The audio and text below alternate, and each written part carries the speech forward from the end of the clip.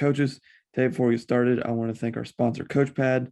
No matter if you draw scout cards by hand or use a program on your computer, CoachPad will give you back time by never stuffing a binder again before heading out to practice. First 13.3-inch electronic device allowing coaches to clearly display scout cards outdoors in the sun has been a game changer for programs this past fall and those currently planned all across the country. This new technology allows coaches to coach and not the monotonous task of stuffing and dealing with binders on the practice field. Check out the CoachPad and CoachPad Mini on thecoachpad.com. Please make sure you check out our sponsors, our affiliates. And here is another episode of the Gap Down Backer podcast.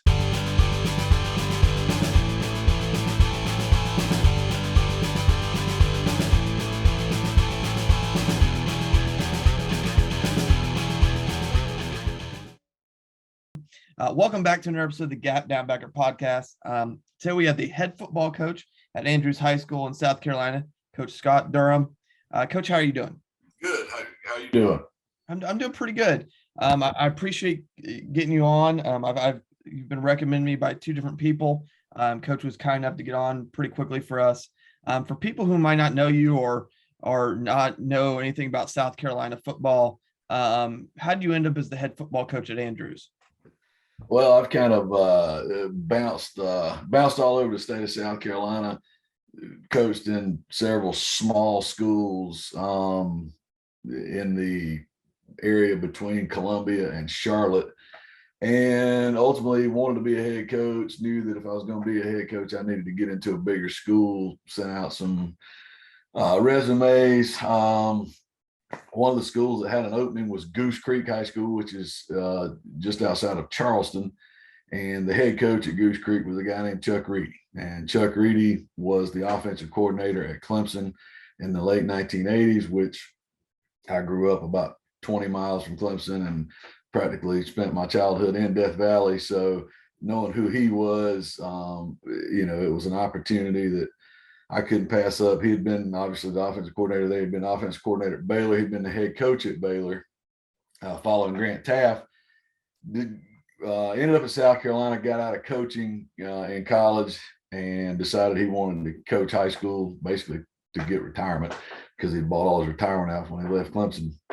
So I knew if I wanted to be a head football coach, this was the opportunity. So I sent him an email, sent him a resume. He called me, went down, interviewed, and called my wife, said, "Hey, we're moving to Charleston."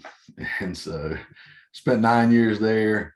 We took probably the worst program in the history of the state of South Carolina and turned it into a program that was ranked 11th in the nation the last year that I was there. And then from there, I got the head coaching job at Andrews and been here for 9 years. Yeah, I mean, it's amazing. Like that Goose Creek staff. I mean, there's like 4 or 5 of you there now, either have been or now currently head coaches. Do you want to talk about real quick kind of that staff and kind of, I mean, you guys created a powerhouse there at Goose Creek, but also, like I said, all of you have been fairly successful since all of you left as well. It was, in my opinion, the best high school football staff maybe this state's ever seen. It was just a bunch of guys that could flat out coach. We had Buddy King was offensive line coach. Buddy had coached at LSU, Arkansas, Clemson, Wake Forest, South Carolina, coached in the old USFL back in the day. We had guys that have gone on to be, Brad Bowles, the head coach, Rob D'Amato's been a head coach, Chris Cantor, the head coach. Just a great football staff and just an unbelievable opportunity to learn, so much about the game of football. Obviously, having a head coach that coached in college for 20 years is a big deal. Our receivers coach, a guy named Mark Leposki, he had coached at Temple, UT Martin, Carnegie Mellon. So we just had a bunch of guys that really knew the game of football. And it was just an unbelievable opportunity to learn the game.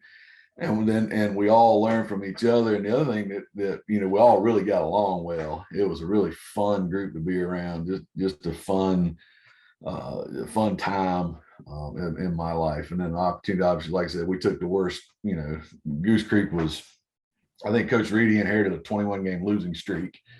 And we were, by his third year, my first year was his third year. We were, had a winning team and in the playoffs, and within 5 years had won our conference championship, and eventually won a state championship. Would have won 2 in a row, but we got tossed from the playoffs for a paperwork error. And so he finished on a 26 game winning streak that when I left there. So it was a phenomenal time and a phenomenal group of coaches. Now, I mean, you are, I mean, a lot of you are known for the option. And we'll get in the type of option you get into, but why is the option the basis of what you do? What drew you guys to that, or especially with you to keep it as you've gone to Andrews? Well, to me, it goes back to high school. I ran an option offense in high school. It was kind of a mixture of flex bone wing T. Then I go off to college, Cumberland College, and now the University of the Cumberlands up in Kentucky. We were split back Veer team. I only stayed there for a year, got hurt, moved home. But then obviously growing up, outside of Clemson in the 80s, watching those teams play, they were an option team. And then my coaching career, up until my time till I got to Goose Creek, was mostly in wing T offenses, and I absolutely hated it. And the one thing that's always says, if I ever get out of this, I'll never go back anywhere near the wing T again. But then I get to Goose Creek and we're running the option, and what I figured out is, number one, people don't understand how to stop it. You just have so many people that don't understand, because it's, you got so many younger coaches these days. They've never seen half the people we play. Heck, we went to 7-on-7 this week, and it happens every time we go. We line up with a tight end, and everybody on the defense starts looking at the coach like, what do we do? And, so it's just so unique, and people just don't understand how to stop it. And the other thing, we don't have to block everybody. It always affords us the opportunity to double team people, and always affords us the opportunity to leave somebody unblocked. And because we can run inside Veer, outside Veer, midline, we tell our kids all the time, defense can't be right. They can line up and they can take away one, might take away two. They can't take away all three by alignment. So it just gives us so many different options, different opportunities, and it's been really good to us. It really fits in with the type of kids that we have. We have a lot of bigger offensive line. We have bigger backs. We've had full backs. They've all been 240, 250. And it just really fits into what we do here at Andrews personnel wise. And, I can't see myself ever doing anything else, because the other thing is, I know it inside and out, and that's the one thing. If you're going to run an offense, doesn't matter what it is, you better know it inside and out. You better know what every answer is. And, so that's the one thing, people line up and give us all kind of crazy stuff. And I just, I can look at it, I know exactly what the answer is. So it's kind of just, this will be my 19th year in this offense. It's kind of just ingrained, into my DNA now. And I don't see myself ever really doing anything else. Now, next thing is, we talked a little bit before we came on, and I've kind of been told beforehand.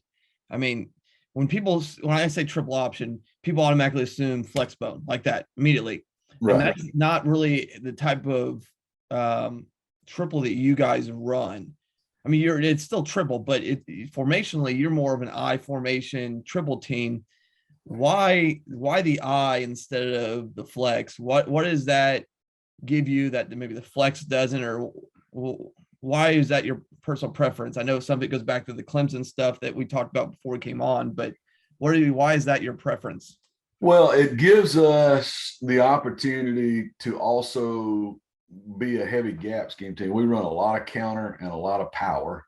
And we also run ISO, and we run tall sweep.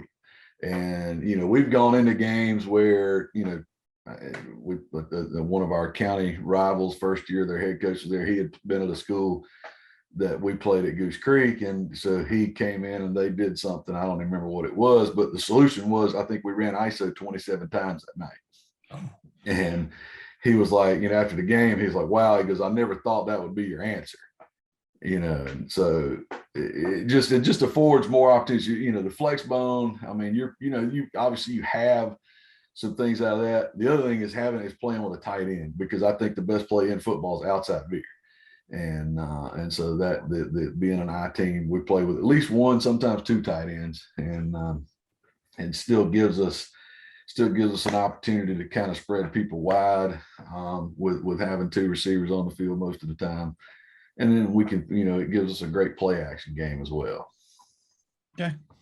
Now, I mean, you mentioned outside Veer there, and I know some of that stuff varies depending on who your personnel is and so forth. But what is your typical order for install for your option and your gap game? What do you marry together? Kind of what is your typical process as you go through the summer?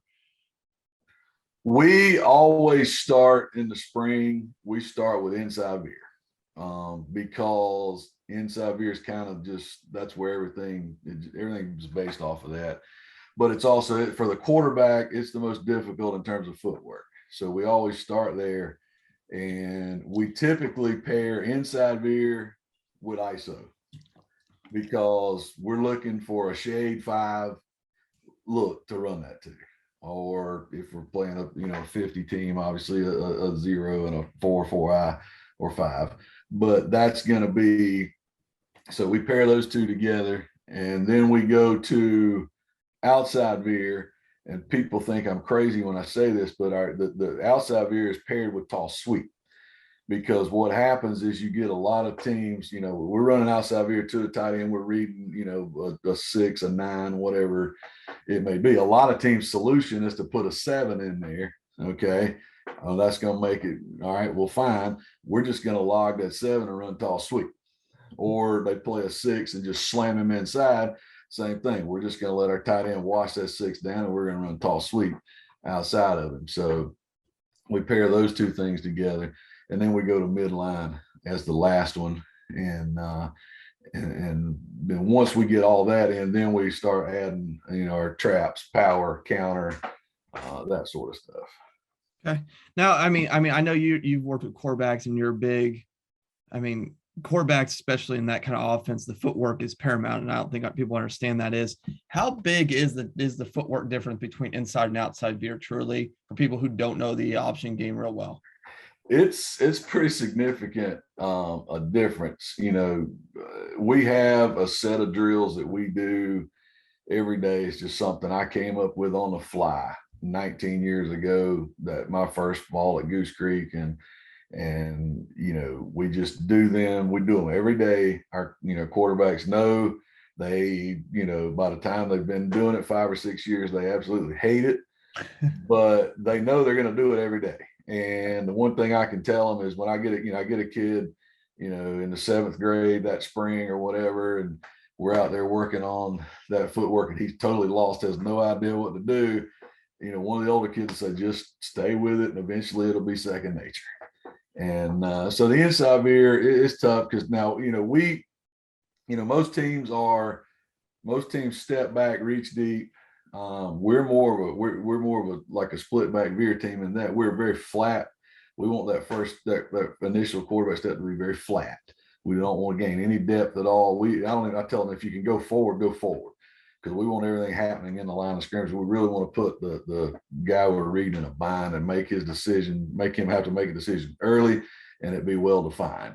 And we don't, a lot of people do the V step, with the left foot, or the if you're going to the right, your left foot. We're more of just, flat, and then a flat ride, and then, obviously we're still reach deep, riding the side, and then get off of it and go.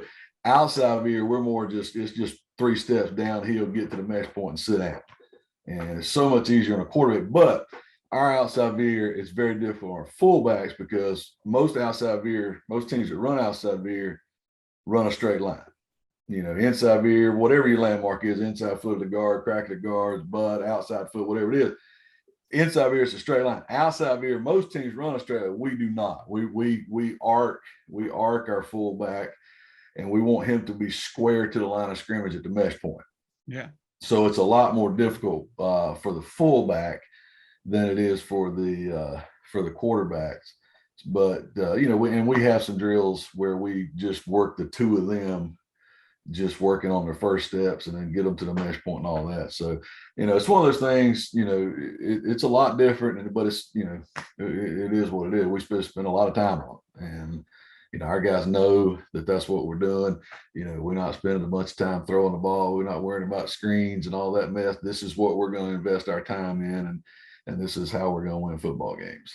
Now, you mentioned drills there. What were those drills that you came up with to work on the footwork for inside and outside veer? We take a little half round dummy and lay it on the ground. The quarterback just starts right in the middle of it with his heels against the dummy. And we just, one of the quarterbacks calls a cadence, and we call it step and reach. So they take the initial step, just that flat step, and they reach the ball back, to where they're reaching for the fullback. The bag allows them to, understand that if I step on the bag or I kick the bag out of the way, I've stepped too deep. It has to be a flat step.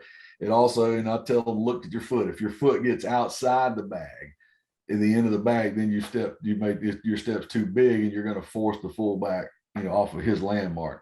So we literally just, I'll say step and reach, and they'll just do that like 5 times. And then we call it, because the whole process, we call it step, reach, ride, go. So we go step and reach. Then we add the ride. So they step, reach, ride. And they do that about 5 times.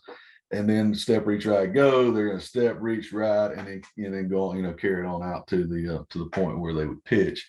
And we just do it over and over and over. And then when we do our outside veer, we tilt the bag at a 45-degree angle, because what we want is we do not want the quarterback going flat down the line of scrimmage. We want him getting into the line of scrimmage and at a downhill angle. And so he's got that bag. So he starts, if he's going to the right, he's got his right heel is on the end of the bag, and that bag's tilted downhill to a 45-degree angle. Cadence is called, and it's just 1, 2, 3, right down that bag. So if you're kicking the bag out of the way, you're too flat. And then it's just 1, 2, 3, get there, sit, and you're at the mesh point at that point. So, and then the midline, we get on the back of the bag, toes against the bag. Our big coaching points on midline is get off the line of scrimmage. You don't want to, because a lot of, you tell them the fullback's coming right up your rear end. All right. And if you don't get out of the way, he's going to run through you. So they just step flat. We teach them that we want about a yard. We're not going to get a yard. We may get 18 inches to 2 feet, but we're aiming for a yard to off the line of scrimmage and get out of the fullback's way. And the reason for that is because on the key, because now midline is 99% of the time just a double option for us. If he's going to keep it, he's getting right in, replacing where the 3 technique left. And so we want that to be as downhill a run as possible. We don't want him having to run sideways to get into that hole. So that's why we try to get off the line of scrimmage. And we just, like I said, we just do that over and over. We do it all to both sides, and we do it daily. I mean, if we're on the field and we're doing offense that day, the quarterbacks know we're doing that, and just to get used to it. Now, my next question for you, because we mentioned the eye here, and you talked about footwork right there. Is it traditional depth for your fullback and your running back, tailback, whatever you want to call it, or how do you line your backfield to set up your zone principle? Not zone. God, I don't know why I just said zone. Your flex bone principles. So we teach the fullback the initial alignment. The default alignment is toes at 4 yards from the ball, and the tailback is your toes are 7 from the ball. Mm-hmm. Fullbacks, we will move up if we're never going to move them. Well, we have one play we're going to move them back, but for the most part, if we're running inside veer midline, they're too slow, we'll move them. We'll move them up to 3.5. Mm-hmm. That's something not discernible on film. Really, unless the ball's perfectly on the 20-yard line, then you might be able to tell. But so. Again, it just depends on, I've never had a guy that we had to move back, but a lot of them we move them. All right, so you go to 3.5, or hell, move to 3 if you have to. Yeah. Whatever it takes to get you to that point. And that's just inside veer and midline. For the most part, everything is going to be at 4. Outside veer, you don't want to get too tight because you won't be able to get square when you get to the line of scrimmage. And then the Now, tailback, the only time the tailback ever cheats from 7 is if we're in quick game and he's got a protection off the edge. We tell him to cheat up just to get there a little quicker. now, from a practice schedule standpoint, for people that run the option or are looking to run the option at some point, what does a typical like practice schedule look like for you offensively? We're gonna go individual, everything. Obviously, everything's 5-minute periods. Let's say I'll say this, we're unique in several ways about practice, but one thing is unique. We never ever go past 2 hours and 15 minutes ever. I mean, so that means, we may not have but an hour and, an hour and 10 minutes on offense, but let's say we've got 14 periods of offense, and then we're going to do at least 3 periods of individual, and 2 of those periods are going to be option footwork for the quarterbacks. And then, running backs are doing their ball security drills, whatever, I don't know what the line, they're down there doing whatever they do. Hopefully they're coming off the football. That's what I tell them, I don't care. I just want you coming off the ball, knocking the hell out of somebody. That's our number one goal. But then we're going to go quarterbacks and fullbacks alone. And we're going to spend 5 minutes, 5 to 10, 1 to 2 periods, depending on what we got that day. And we're just going to, we're going to line up quarterback, fullback. And we're going to call a case. So we're just going to focus on the first step. We're going to do inside Veer, just focusing on the first step, because that's the key. The whole key is the first step. If they don't get the first step right, then the whole track's off. And so we really focus on, if we're running inside Veer, we would tell them, if we're going to the right and you take your right foot, you point it at the crack of the guard's butt. Yeah. And you stay on a straight line from there. If we're running outside Veer, it's a 45-degree step. First step, 45 degrees. If it's midline, it's straight ahead, and we got to make sure they're stepping with the right foot. When we started doing this drill a few years ago, the one thing we started discovering is we got fullbacks stepping with the wrong foot, and that's part of our problem. So this has kind of helped us clean up a lot of that. And then from there, we actually put them at the mesh point. They start at the mesh point. So the quarterback, he's taking his step, reach, step. He's got the ball. It's in the fullback's gut. We make sure the fullback's got the proper foot forward, proper pocket, proper lean, pad level, all that. And then we snap the ball, and they just run through the mesh point. And and then there we're focusing on with the quarterbacks, the give pull part, and letting them understand and learn how to feel that. And what we tell the quarterbacks, look, if you're going to give it, obviously you're going to pull your backhand, but apply some pressure with your front hand. Just let him know that little bit of pressure should let him know that I'm giving you the football. And then we have to, the fullbacks, obviously, when they're young, they have to learn not to take the ball. They get tired of hearing me let the quarterback make the decision, because they can see that 3 technique slamming in there. They want to clamp down on the ball and bend it back, and they screw the whole thing up. So, that drill has really helped us, I think, at that mesh point, and learning to get the feel, of the ball handling and all that at the mesh point. Okay. Now, you also mentioned earlier that you were at a 7-on-7 the other day, and you had coaches freaking out because you had a tight end and kids. From a pass game standpoint, I mean, from 7-on-7 and in the season, obviously you're not going to pass a crap ton. I mean, that your offense is built on, I mean, really most option and wing T and double wing offenses are built off of opening up the pass to the run and taking your shots when safeties and corners are getting nosy for deep vertical shots. From a pass game standpoint, what do you kind of look for? How much do you try to carry? I mean, what is your kind of system there? Well, we've got our basic quick game routes, and we do run a lot of quick. Now, I say this, it depending on our quarterback. Last year we didn't throw it a whole lot at all. The year before we were really good. My oldest son was a quarterback, really understood what we were doing, and we had some really athletic receivers. We threw the ball a lot more.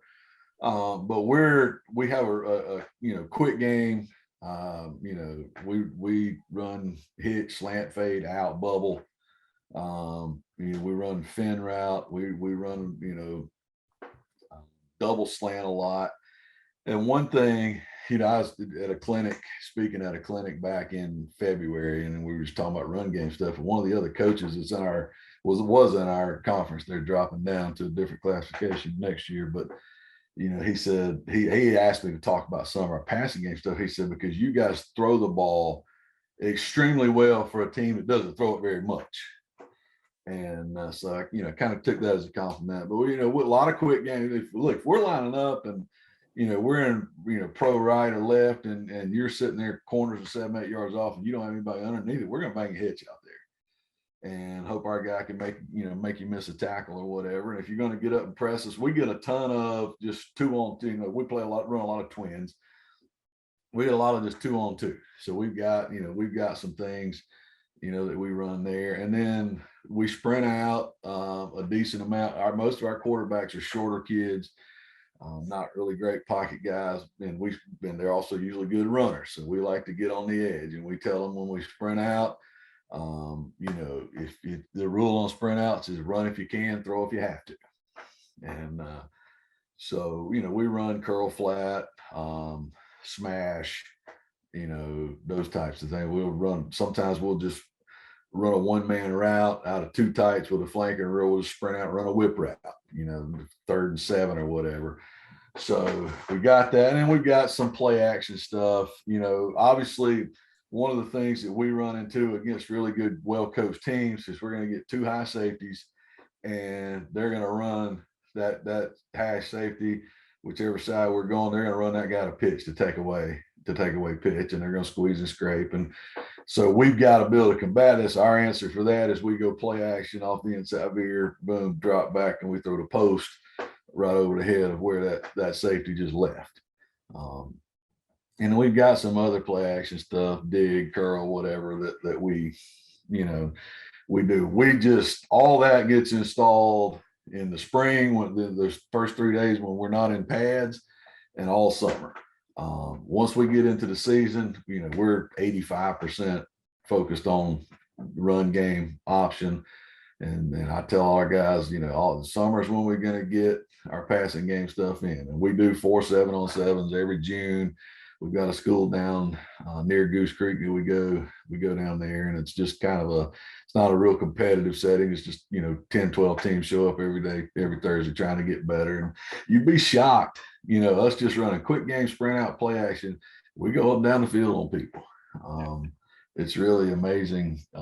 Even the people, everybody's out there playing 2-man, and which is good. We get a lot of man coverage because people don't understand what they're doing. They don't put 2-on-2 on our receivers and try to commit the other 9 to run. And so we've got some rub routes and some stuff that we run, and you'd be surprised how wide open we can get people, with the limited amount that we actually spend on it. That's good, Coach. Now, the other thing I want to ask you, because obviously you spent more time with the quarterbacks, so you have a little different perspective than when I talked to like an option line coach. When you guys are, I'm going to rephrase this. When you are talking to other high school or college option guys, or watching other option teams on film, what do you think some of the things that you most notice that people miss or mess up, or especially like young coaches who come to ask you for help? Like, what are little teaching points or things that are commonly missed that you think could help some option teams out? I think one thing I see a lot is people that don't understand, and it can be hard, especially flexible teams that don't play with a tight end. It can be hard, but they'll be getting a 3 and a 5, and they're trying to run inside veer into that. And not that you can't do it, all right, but it's a very difficult thing to do, especially if that 3 is a bigger kid that you can't get any movement on. Because, and the other thing is, and you get a lot of, backside, there's a backside linebacker coming in there because your fullback wants to bend that thing back and take it away and run back in there, which kills the mesh point and ends up with the ball on the ground. And I think the other thing is you just see so many people that just want to dabble in it. They don't understand that it's a commitment. If you're going to do it, it's a commitment. You're marrying it and just dive in and do it and forget all that other stuff. You're not going to get to go to the cool meetings at the clinics. All the cool coaches, all the spread guys, they're going to shun you or whatever. Just understand that that's okay. But and then it just I get frustrated a lot. I tell people all the time, outside veer is the answer to 90% of your problems. If you're trying to run triple option, put a freaking tight end on the field and run outside veer, and it's going to solve 90% of the issues that you're having. Now, why do you think that is? I mean, like, because I get two perceptions from when I talk to object coaches. Either outside veer is the king of kings, and that's the best one, or I'll get the inside veer. And it's in both said. But why for you is it outside veer the answer to most of your problems? What is it about outside veer that solves those problems? Well, in the world of the spread, okay, in the world of the spread, most of the time people are playing 4-2-5 or 3-4 defenses. Yes. We hardly ever see a 4-3. We run the 4-3, but most everybody that it's going to be 4-2-5, well, 4-2-5, 3-3-5, or 3-4. That's predominantly what you see. All right. I put a tight end on the field. You've got to take a guy who has spent 99% of his time getting coached on playing in space. You got to put him on the line of scrimmage now. And now he's got to come down and decide, am I going to really want to stick my nose in there and tackle this 240-pound fullback? Or I'm just going to kind of stand there and let him run by me. I think it brings a lot of guys out of their comfort zone and puts a lot of defenders on the line of scrimmage that don't want to be there, that aren't used to being there. And the other thing, I don't think a lot of coaches that I talk to, and this is honest truth, they don't understand the difference between inside and outside veer. Yeah. I mean, they really don't.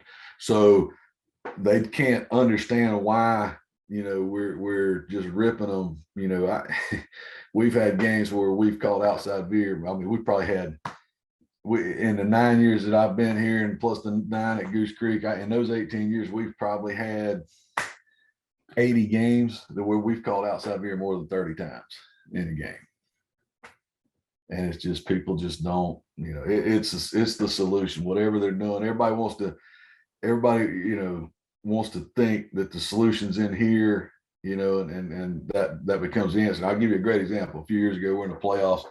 Team out of Charleston had won a state championship a couple years before that. We really heard there were 3-4 teams, so it was pretty much straight 5-2 against us. Look, we're really hurting them with ISO, inside veer, but we're hitting outside veer a lot. It's basically those 3 plays. Their solution at halftime, they came and take those 2 guys they've been playing at 4s and split them into 3s. Went to like a bear front. Yeah. And we ran outside. We got the ball at the 22-yard line. We ran 3 plays. We ran outside veer 3 times and scored. So people just don't understand how to defend it, and I don't know. It's been our best play for 18 straight years. Oh, I get that, and I don't really necessarily understand that adjustment, because at that point you're just inviting your 3 to get comboed. Yeah. And yeah, okay. But I mean, one of the last ones I want to ask you, because I always ask every option coach this, because I think finding option coaches is not the easiest thing in the world. They're just not. Like, there's 3 Division I schools that run the option. Like, I mean, I don't really count what Georgia Southern's run and Coastal as. I mean, they're gun option. It's a different animal. Lower D1, there's like 2 or 3. Division II, there's like 3 or 4. Division III college, there's a lot. In NAIA, there's a lot of them. And then there's the high school coaches. So for you, from a research source standpoint, who do you talk to or go to when you want to discuss, bounce ideas off people? Is there other high school coaches? Is there? I mean, I know you guys are close to the Citadel, and they're a huge resource for a lot of you guys down there in the down south, from what I've talked to people. Where do you kind of go to bounce ideas off of stuff you're looking at or adjustments?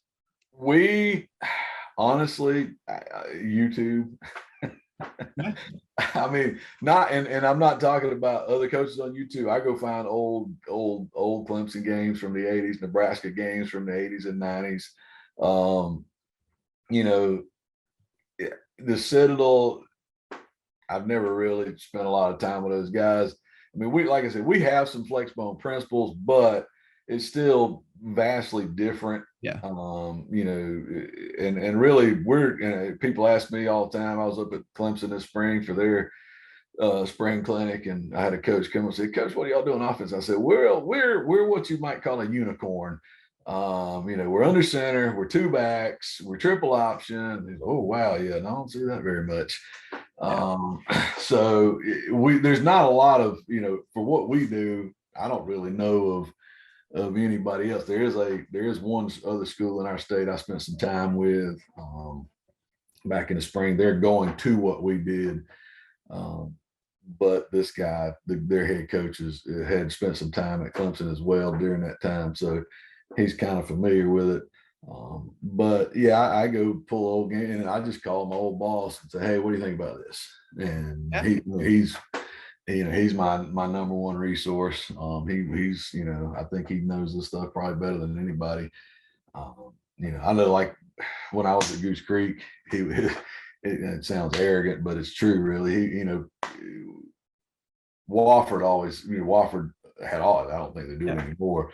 But when Mike Ayers was there, they were a big triple option team, flex bone team, and he always had a big camp, and they were always trying to get our guys to come up there. And he'd always tell the coach, he's the assistant coach, he's look, I'll send him a lineman. I don't, that's fine. So I ain't send him a quarterback.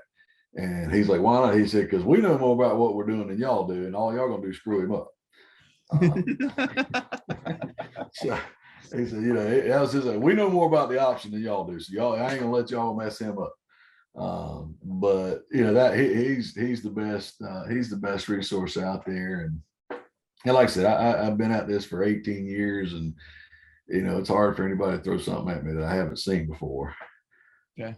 Now can we get get our kids to understand that? Not always. We've been a little bit limited the last few years, just because maybe we haven't been quite as good up front, or not necessarily talented wise, but in terms of just mental part of it, just understanding what we're trying to do. But that's my main resource. And I'll be honest with you, I like to hear. I went to Clemson, grew up in Clemson. I'm up there all the time. I spent probably 45, 50 minutes with Brandon Streeter one night this summer, just talking about various things, because I like to take RPOs. People are like, hey, well, yeah, we figure out, we add some of that stuff to what we're doing. And I like to try to take some of their stuff and see if I can't figure out a way to mesh it with what we're doing as well. Just, always just looking for ideas to improve and get better.